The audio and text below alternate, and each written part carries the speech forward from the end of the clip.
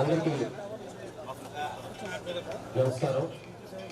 ఈ కార్యక్రమానికి ముఖ్య అతిథిగా వచ్చేసినటువంటి కేంద్ర మంత్రివర్యులు పెద్దలు తమ్మసాని చంద్రశేఖర్ గారికి, స్థానిక శాసనసభ్యులు డైనమిక్ లేడీ ఎమ్మెల్యే సోదరి మాధవి గారికి, సీనియర్ నాయకులు ఎమ్మెల్సీ ఆలపాటి రాజేంద్ర ప్రసాద్ గారికి, జిల్లా తెలుగుదేశం పార్టీ అధ్యక్షులు మాణిక్యాల గారికి, జనసేన పార్టీ అధ్యక్షులు వెంకటేశ్వర గారికి, సీనియర్ జనసేన పార్టీ నాయకులు కోరబోయిన శ్రీనివాస యాదవ్ గారికి, ఇక్కడికి విచ్చేసినటువంటి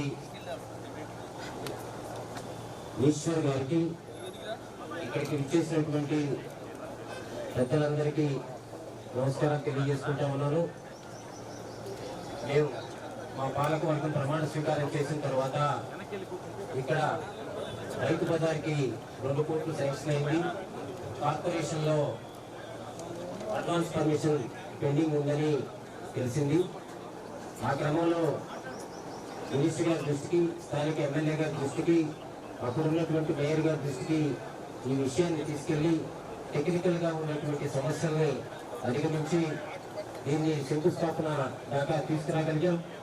తర్వాత నేను ఈ మార్కెట్ కమిటీ చైర్మన్గా నాదొక విన్నపం సార్. ఇక్కడ వై షేప్లో సైట్ ఉంది. తర్వాత ఇది కూరగాయల మార్కెట్, ఫ్లవర్ మార్కెట్ కూడా 1 టవర్కి వెళ్లాల్సి వస్తుంది. 2 టవర్ మొత్తం. ఒకవైపు ఫ్లవర్ మార్కెట్, ఇంకోవైపు ఫ్రూట్ మార్కెట్, ఇది వెజిటబుల్ మార్కెట్గా చేస్తే నగరానికి నడుగొడ్డున ఉన్నటువంటి ఈ ప్లేస్కి మంచి ఆదరణ ఉంటుంది, ప్రజలందరికీ సౌకర్యవంతంగా ఉంటుంది.